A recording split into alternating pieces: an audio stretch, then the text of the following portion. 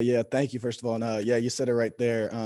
That is not my decision. I've been getting healthy, getting as many reps as I can on the scout team, trying to get with the receivers as much as I can, making sure I know the playbook and just getting ready.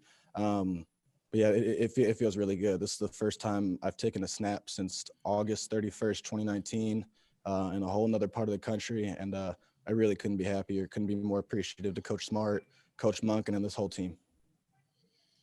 Hey, JT, can you kind of tell me when you were comfortable to kind of take this role? When did you feel like your knee was healthy enough? When did you feel like mentally you would say like okay, I'm ready to go play? And then also, what were your emotions on the last drive there as victory formation and everybody chanting your name there? Gotcha. Great question. So first with the knee and confidence, I really haven't had much struggle with confidence in my knee. To be honest with you, I think some of that comes from playing the quarterback position, not being asked to do all too much that would really put a knee, especially a right knee, and my back knee in that much discomfort, or to be in a position where I could potentially feel like I hurt it again. It's just been a progression over time, feeling a lot better. I feel really good right now in terms of knee health and overall body health. And then in terms of emotions at the end on the victory formation, it started to sink in a little bit. It still really hasn't yet, that I got to play football again. I've really just felt a lot of gratitude for my family, for this team, for this coaching staff, for everyone for really helping me get back on my feet and play football again. We'll next go to Paul Newberry, followed by Mark Weiser.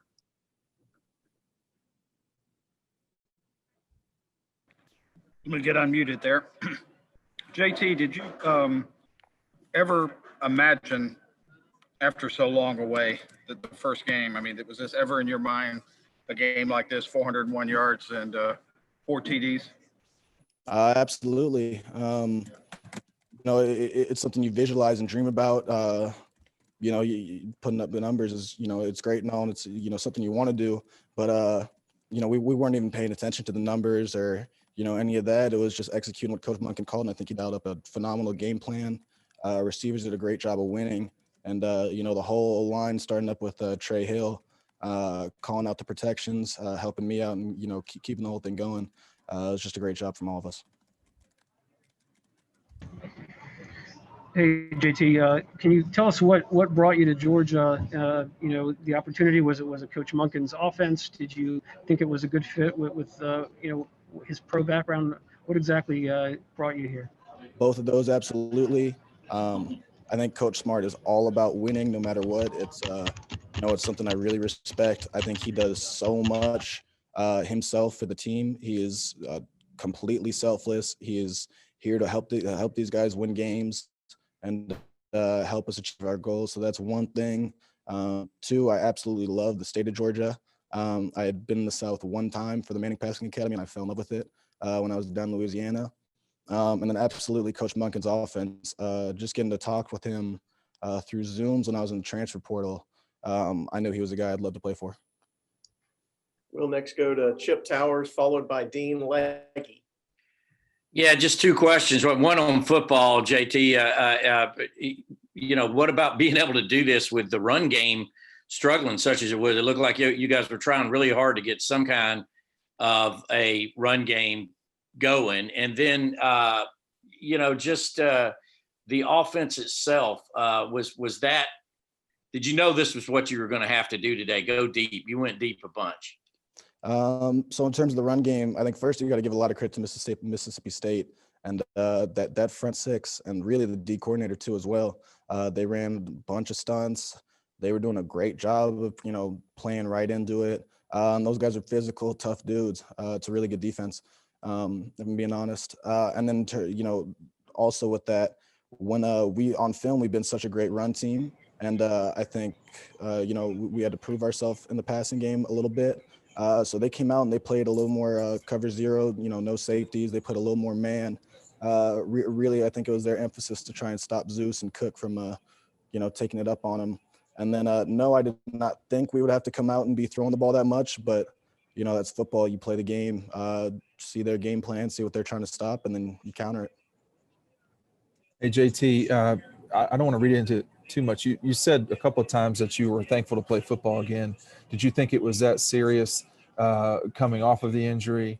And then secondly, are we to expect 400-yard passing from you every single game?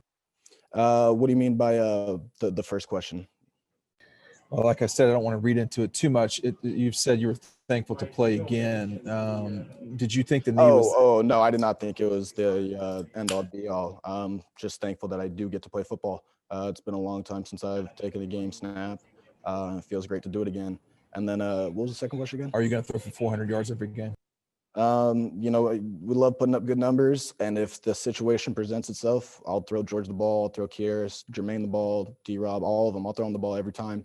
But if you get a team playing soft, I would have no problem giving Zamir and Cook the ball, and Kenny and Kendall and all those guys the ball every single play. We'll next go to Mike Griffith, followed by Jay Grow. Yeah, JT, can you just talk about the confidence of putting that ball deep? I mean, you were really pushing it downfield. I know that's what they were giving you, but it just seemed like in a lot of those situations, even third down throws, it was fearless. Did you read that right off the ball, or was that something that happened as the play progressed? Yeah, it was definitely something I saw. Again, they were trying to send a little more pressure. They were playing more one high and zero high than they had shown on film. But that's kind of thing. If you have George Pickens and Jermaine Burton, if you're not going to throw it up to them, don't recruit them. George will make me look good. Jermaine makes me look good. Kieris makes me look really good when I underthrow a deep ball down the middle and makes a great play. If you're going to give one-on-one with George, Kieris, and Jermaine and all our guys, I'm probably going to want to make you try and show me that you can stop it. JT, I wanted to ask you about that first drive. You hit the 28-yard pass, and then things kind of get a little bit shaky after that. How big was that in terms of allowing you to shake off the rush, shake off the jitters, and get back to your game? That was huge. Yeah, it's a great question, because that really was it. It's getting your first hit and throwing your first stupid throw. And that's what it was. It was a dumb throw, almost got picked, and then I got hit, and I was like, all right, it's football again. We'll next go to Seth Emerson, followed by Augustus Stone. Hey, JT, let me go back to preseason. When Jamie Newman opted out, people kind of assumed you would move in, that you were taking first team snaps with Jamie. What happened at that point? Did you have any sort of setback with the knee, or to your mind, was it just performance related that Dwan and Stetson moved ahead of you? I was not cleared for the Arkansas game. Other than that's really, coach decision based. I think Jamie's decision was separate. I can't speak on it. I don't know everything about it. But no, I did not look into that as, like, oh, I got, something happened to me or anything. I was not cleared for Arkansas, and that was all, Coach Smart's decision. Hey JT, this is Austin. So obviously you were able to develop a connection with multiple receivers tonight. Were you worried about that coming into the game, given the fact that you haven't had that many reps, I guess, with those receivers? Or, where was your confidence level at coming into the night? Yeah, so there definitely was, I wouldn't say concerns, but it was something, that was in my mind. I had not thrown with those guys for a little while. But, when you have guys like George and Kieris and Jermaine and, guys that are going to be in the right spot when they're supposed to be, it's not really as much of, I have to have a million throws with them. I trust them to be in the right spot, and it's my job to put in the right spot. We'll next go to Jeff Schultz, followed by Allison Mastrangelo.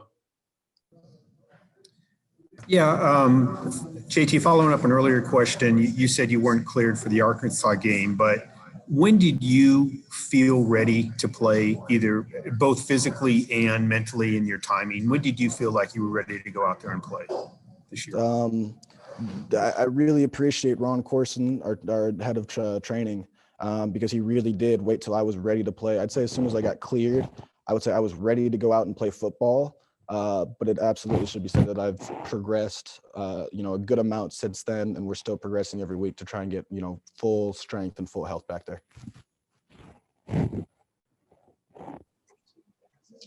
Hey, JT. I was more so curious, when did Kirby tell you this week that you were going to start? And did he kind of leave it out that it was your job moving forward, or it was kind of game by game? I got called in on Monday, and he said, we're going to give you a shot and we're going to go with you. And that was about the end of that. So, just go from there. We'll next go to Maria Martin, followed by Connor Riley. JT, you talked about that first drive. You had to shake off the cobwebs a little bit. At what point in the game did you feel like, all right, I'm back, I'm in a rhythm, I feel really good? I'd say after that drive, everything kind of settled in. They're playing very similar to what we saw in film in terms of, the looks that we've seen. We have a great game plan for it. I had my bad plays, time to move on. And then you've obviously been the guy that's been hyping up your other quarterbacks and guys on the sidelines all up until this point. What were the players saying to you when you got back and you were really on a roll? Oh, they were tremendous. Especially at Stetson and really all the guys, Stetson, Carson, and DeJuan. It's a really phenomenal quarterback room to be a part of. I think everyone's really supportive of each other. We all four of us want the team to win before we want anything else. And Stetson and I have been really good friends since I got here. I really appreciate him. I'm always there to help him out, and he was there the whole night to help me out. Hey, JT, on that final touchdown drive you guys had, you put a throw right on Kieris and he drops it, and then you put a throw on George and it looks like he drops it. Where was your mind sort of before that final touchdown pass to Kieris, and what did you see on the play there? It was really next play. It's not something you think about. You didn't come up with 2 plays in a row. As soon as that happens, you're like, damn, wish that happened. But I really focus on staying neutral, not getting down on ourselves for that, not getting too up and, just being overly positive for no reason. But my thoughts were purely on the coverage, the play, best look, best probability of who's going to win, and throw it up to Kieris. We'll next go to Blaine Gilmer, followed by Alec McQuaid. Hey, JT, how shocked were you to see zero coverage on that 3rd and 20 where Kieris scored there at the end? And also, how much leeway did you have to change in and out of plays this week? Gotcha. Great questions. Was I surprised? I'm not going to say I was surprised at seeing cover 0. Not only Mississippi State has shown it, but not only them. It's something you'll see a decent amount. You'll get cover 0 trying to get you to just throw the ball out quick, get it out your hands, rally and tackle, and get off the field. So it wasn't too surprising, but when I knew what we had called, when I saw the 0 shell, I was real excited because I knew we were about to score. And then in terms of what I'm allowed to do at the line, I'd like to say pretty much anything that I'd want within the system. So we have certain plays that are called checks. We have, certain things where if you get this look, check to this. And I think Coach Monken gives really all of us a lot of freedom to put us in the right play. And he's all about having quarterbacks enhance the play. There's only so much that he can do in, calling a play before we see the defense. He loves to have, a quarterback that can see the defense and then fix whatever needs to be fixed. We'll next go, probably our last 2 questions tonight. We'll go to Emily Gagnon, followed by Lance McCurley.